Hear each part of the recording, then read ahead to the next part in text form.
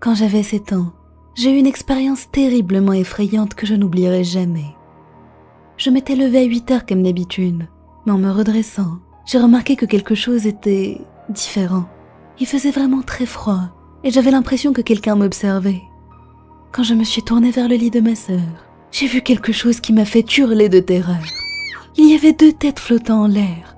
La première était celle d'une vieille femme avec de longs cheveux noirs et des yeux verts, et l'autre était celle d'un vieil homme chauve aux yeux bleus.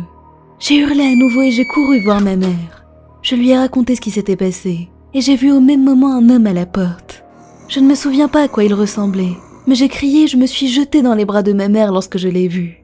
J'étais en larmes à ce stade, et elle m'a regardée alors que je lui pointais la porte sans lui expliquer pourquoi. Mais elle a instantanément su de quoi j'avais peur, et elle a parlé en direction de la porte. Je ne sais pas ce qu'elle a dit, j'étais bien trop terrifiée pour écouter. Tout ce que je voulais était être ailleurs. Après ça, il ne s'est plus rien passé de similaire, jusqu'à mes 13 ans.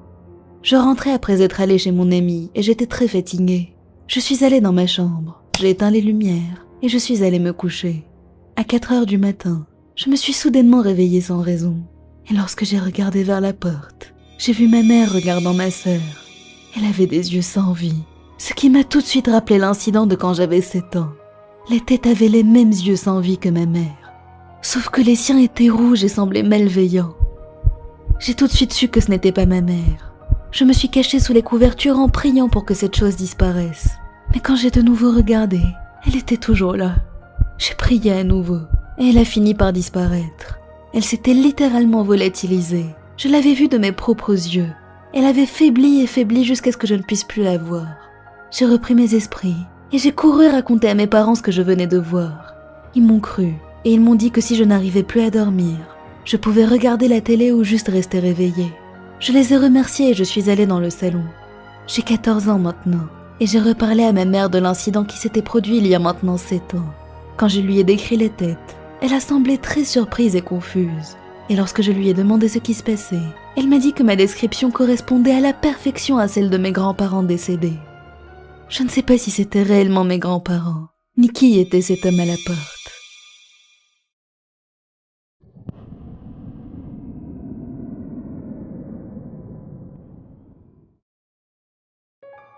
Je m'en rappelle aussi clairement que si c'était hier. Cette histoire s'est passée quand j'étais au lycée, où se trouvait également dans la même zone l'école maternelle, primaire, le collège et même l'université. C'était une très grande école, et se perdre parfois était inévitable. À cette époque, j'étais avec mes amis, Ruby, Erin et Cécile. Je faisais partie du club de maths dans notre campus, et notre salle dédiée avait été transférée à l'école primaire, parce que celle que nous utilisions habituellement était en travaux. C'était étrangement calme alors que nous traversions une longue allée bordée par un énorme chêne. L'arbre était très vieux, et je me souviens que je passais toujours devant en maternelle. Un frisson m'a parcouru le dos alors que nous passions devant, et je me sentais même un peu étourdie, mais je n'y ai pas vraiment prêté attention. En approchant de notre salle, nous avons remarqué qu'il y avait beaucoup d'agitation. Des élèves étaient en dehors de leur classe, et leur enseignante faisait de son mieux pour les calmer tout en les dirigeant vers une autre salle. On s'est toutes les 4 regardées, curieuses de savoir ce qui se passait. Nous nous sommes mises d'accord pour aller voir de plus près. En nous approchant, un nouveau frisson m'a parcouru le corps, et mes yeux se sont écarquillés en entendant les bruits. Venant d'une salle de classe, il y avait des énormes grognements et des coups sur la porte. Nous étions pétrifiés. Cécile a dit à Erin de regarder par la fenêtre. C'était la plus courageuse de nous toutes qui étions paralysées. Erin s'est donc avancée, et j'ai immédiatement vu l'horreur se peindre sur son visage. Malgré la peur, la curiosité était irrésistible. Avec les cris assourdissants à l'intérieur, nous voulions toutes savoir ce que c'était. J'ai donc avancé, et ce que j'ai vu m'a fait lâcher mon sac d'horreur. Il y avait une fille attachée à une chaise dans une salle sombre, criant de toutes ses forces. Les professeurs la maintenaient pendant que l'un d'eux ordonnait au démon en elle de sortir. Mes dents se sont mises à claquer de peur alors que la sceptique en moi disparaissait. La scène était terrifiante, pire que celle des films d'horreur qui me faisaient peur la nuit. C'était traumatisant de la voir dans la vie réelle. Nous étions en train de reculer, lorsque la fille a cité nos noms un à un en riant hystériquement. Ses cheveux ont bougé de son visage, et nous nous sommes retrouvés face à face. Ses yeux étaient tout blancs, elle était pâle, et de la bave coulait de sa bouche anormalement ouverte. Une des enseignantes est sortie de la pièce et nous a crié de nous en aller, et nous nous sommes enfuis en courant. Plusieurs jours plus tard, la nouvelle s'est répandue, et tout le monde sur le campus a su ce qui s'était passé. Ils ont dit que la fille avait joué près du grand chêne, et avait mis en colère les fantômes y vivants. Nous n'arrivions toujours pas à croire à ce qui s'était passé, mais une chose est certaine. Ce souvenir est gravé dans ma mémoire pour toujours, me rappelant que la curiosité peut parfois mener au danger.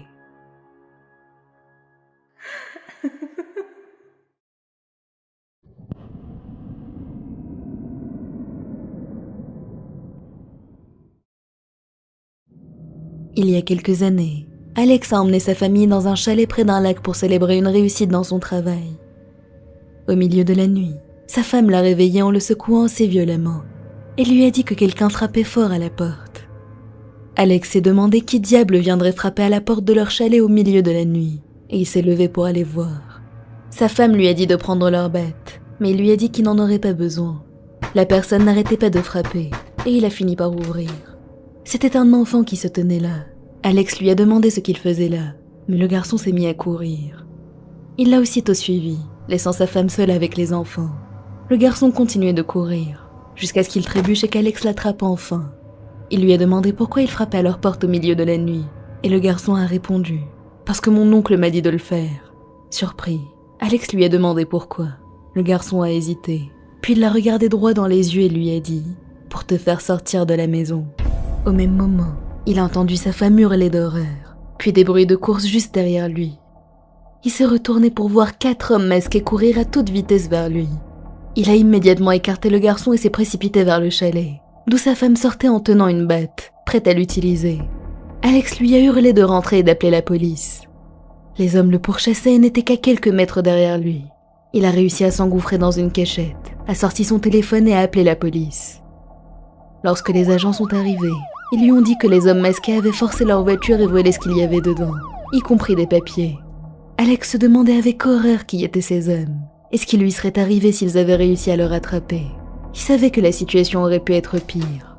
Ils auraient pu entrer dans le chalet et faire du mal à sa femme et ses enfants. Après cette nuit-là, ils ne sont plus jamais allés là-bas.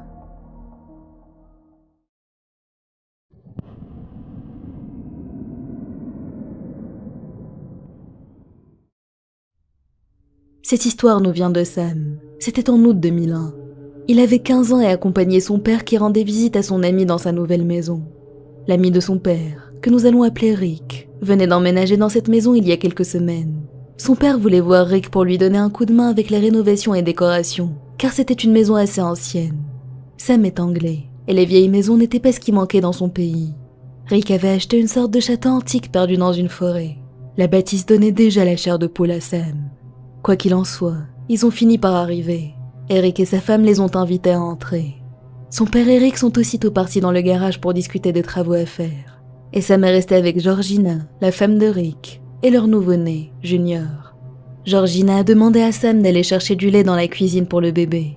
Et en garçon poli qu'il était, Sam a accepté, même si la maison lui faisait déjà très peur. Il est arrivé dans la cuisine, et la première chose qu'il a remarquée était une trappe dans un coin. Incapable de résister à la curiosité, il l'a ouverte. Une affreuse odeur a aussitôt rempli la cuisine. On aurait dit une odeur de fumier mélangée à du vomi. Soudainement, une grosse main avec de longs doigts l'a attrapé. Paniqué, il s'est mis à la frapper sans relâche. Et une autre main a attrapé la sienne et a essayé de l'entraîner dans l'ouverture. Il a hurlé à l'aide, et brusquement, des yeux violets sont apparus dans l'obscurité de la trappe. Des yeux démoniaques.